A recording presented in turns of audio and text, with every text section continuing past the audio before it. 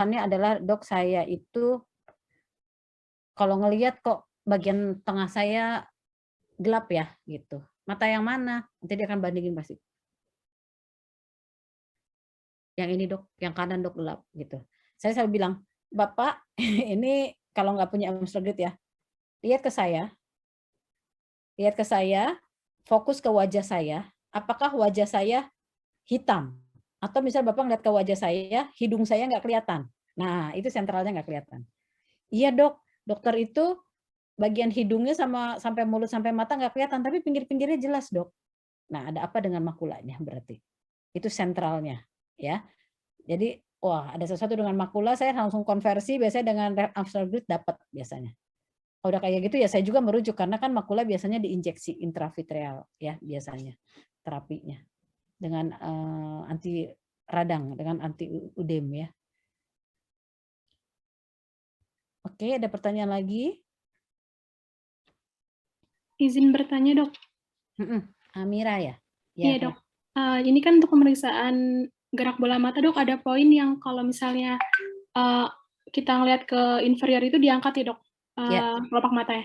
Nah, kalau nanti ujian itu poin ini emang harus dikerjakan atau kalau nggak dikerjakan nggak apa, Dok? Karena kan kalau kita lihat juga ke bawah, udah kelihatan gitu, Dok, matanya itu arahnya ke bawah. Atau harus tetap diangkat? Harus ditahan. Pasti nggak kelihatan, pasti nggak kelihatan. Nih ya, kalau kamu lihat mata saya ya, lihat mata saya, misalnya lihat ke depan. Kita ngelirik ke kanan kelihatan, ke kiri kelihatan, ke atas kelihatan. Ketika saya melirik ke bawah, kamu nggak bisa lihat gerak bola mata saya seberapa jauh. Jadi bukan diangkat begini, tapi ditahan. Jadi pada saat saya melihat ke depan, ini ditahan. Kalau pakai ditahan aja, nanti pada saat melirik ke bawah, jadi kelihatan. Gerakannya itu kelihatan. Lihat ke depan lagi, lihat ke bawah. Udah, jadi nggak perlu diangkat begini, nggak perlu. Ya, jadi gelap ya lampunya ya.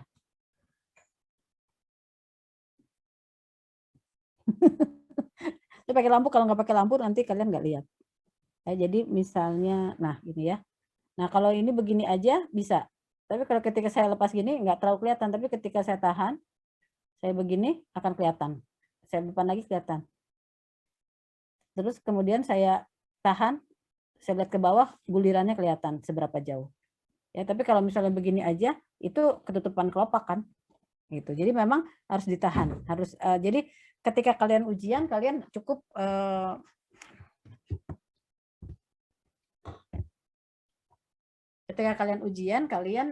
cukup mengatakan kan lihat ke sini, ke sini, ke sini. Pada saat ke bawah kalian begini aja, nggak kelihatan ya. Misalnya ini tahan aja gini ya, tahan. Ini saya tahan kelopak mata, terus fokusnya ke bawah, gitu. Ya. Jadi tetap dijalankan step by step-nya.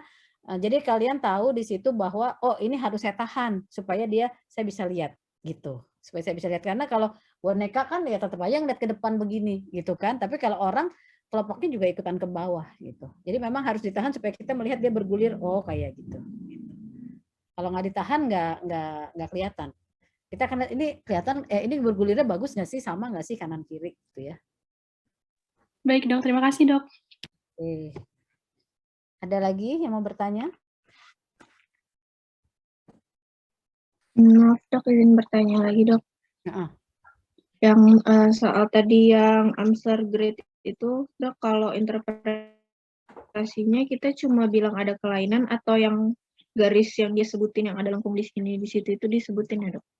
Oh disebutin, misalnya kita katakan titik hitam melebar atau ada lengkung, ada garis melengkung di daerah mana gitu ya, di daerah mana nih, di daerah supro, ini kan apa namanya, bagian kanan atas, kanan bawah, kiri atas, kiri bawah gitu ya. Jadi dibagi 4 ya. Daerah mana nih gitu kan, suprodextra, infrodextra, suprosinistra, infrosinistra. Jadi kita hanya bagi 4 dan pembagiannya itu adalah di makulanya tadi, di hitam tadi ya. Itu bisa kalian tandain gitu kan.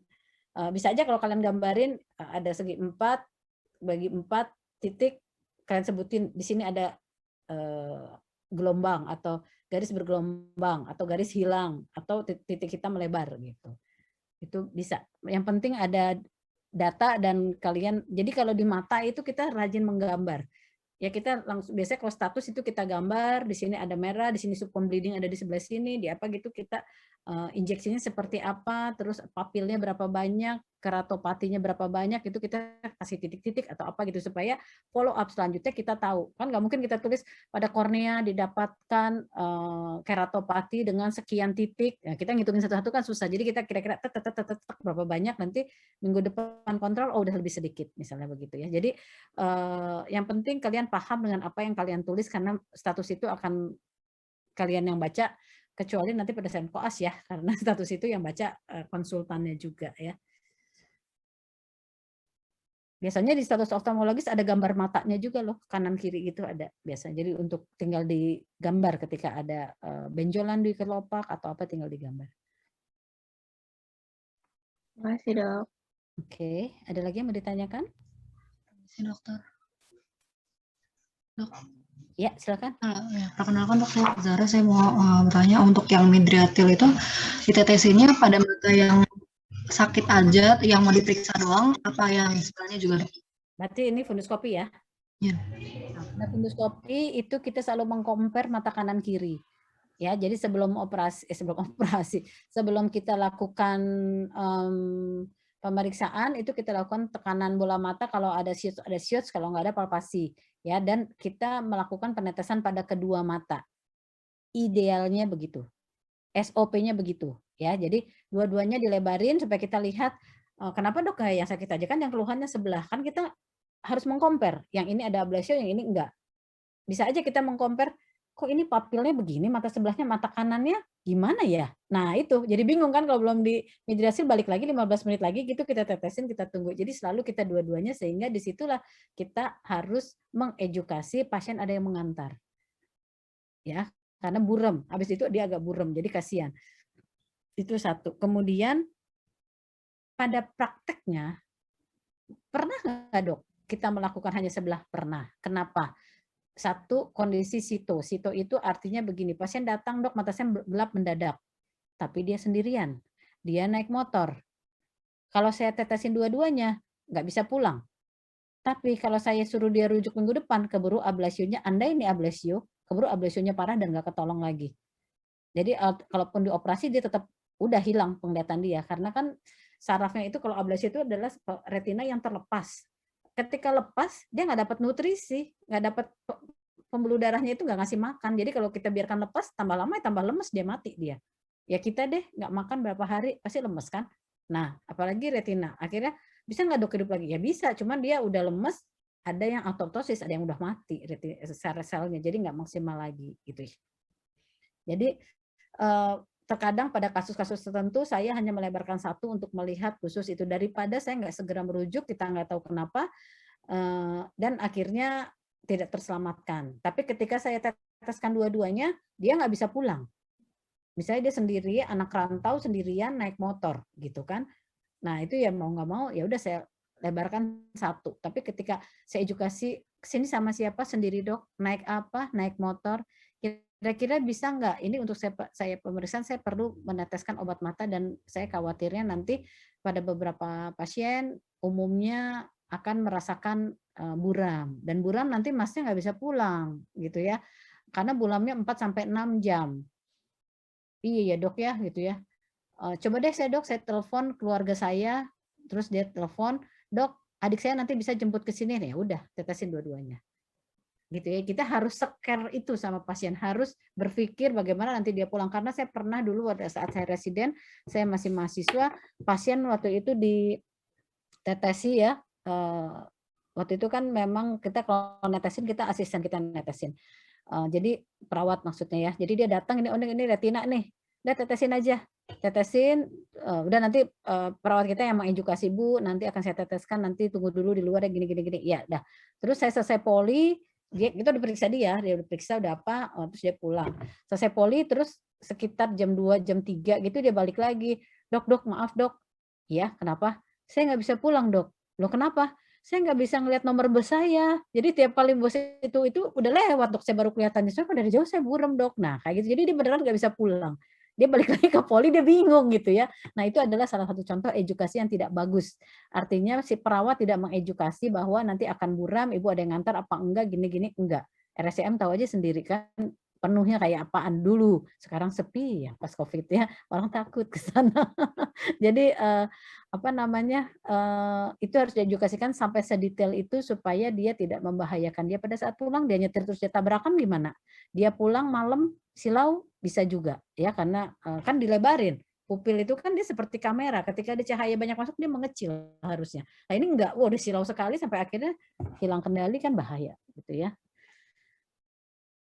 Baik, terima kasih dokter. Oke, jadi idealnya dua-duanya ya cara ya. Oke, ada pertanyaan lagi? Dok, maaf dok, izin bertanya lagi. Tadi kalau misalnya yang untuk pasien mengalami glaukoma itu kan dia nggak bisa ditetesin midriatil. Berarti untuk pasien glaukoma apakah nggak bisa dilakukan pemeriksaan fundoskopi atau bagaimana dok? Harus pemeriksaan, namanya pemeriksaan fundoskopi pupil kecil. Tingkat kesulitan jauh lebih sulit dibandingkan pupil besar. Pupil besar aja susah, apalagi pupil kecil. Ya, jadi kita biasanya untuk glaukoma itu kompetensi kalian, tapi sayangnya demikian. Jadi kan glaukoma itu kan pasti kan optik glaukomatus, kemudian papil optik glaukomatus, TIO tinggi, lapang pandang. Ya, lapang pandang sama TIO nggak ada masalah. Ini gimana dok, nih papil optik glaukomatus saya mau lihat, tapi nggak boleh dilebarin. Ya betul, nggak boleh dilebarin. Jadi gimana? Ya udah diintip, pupilnya kecil. Kamu cari deh itu papil. Memang perlu latihan yang lebih sering ya untuk melihat itu. Ya, atau dok saya nggak bisa, ya udah suspek glaukoma. Berarti kan yang dua udah ketemu, lapang pandang ketemu, TIO tinggi, saya nggak bisa ngeliat papil, suspek glaukoma. Kasih aja obat tekanan bola mata tinggi, kirim kalau memang harus gitu ya. Karena memang nggak boleh dilebarin nanti glaukoma akut ya. Kan kalau dilebarkan pupil itu akan melebar, iris otomatis akan menggendut ke pinggir. Blokade, blok langsung set glaukoma akut ya, serem. Kesakitan lihat mendadak gitu ya. Baik, terima kasih dok. Oke, ada lagi yang mau ditanya?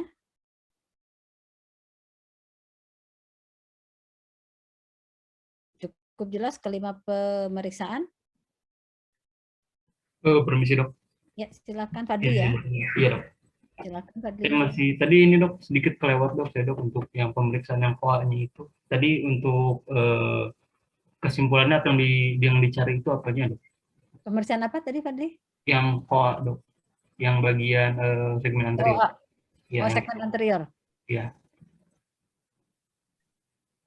Oh, kesimpulannya adalah untuk mengisi itu.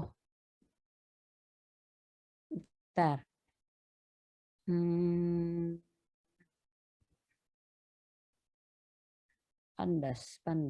Pandas di mana ya di koas? Oh iya. Ya bukan. Status oftalmologis, untuk status oftalmologis.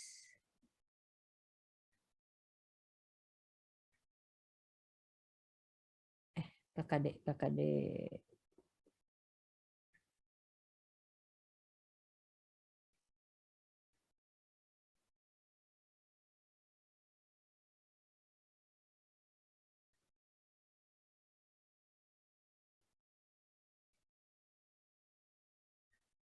Mana ya? Oh ini dia.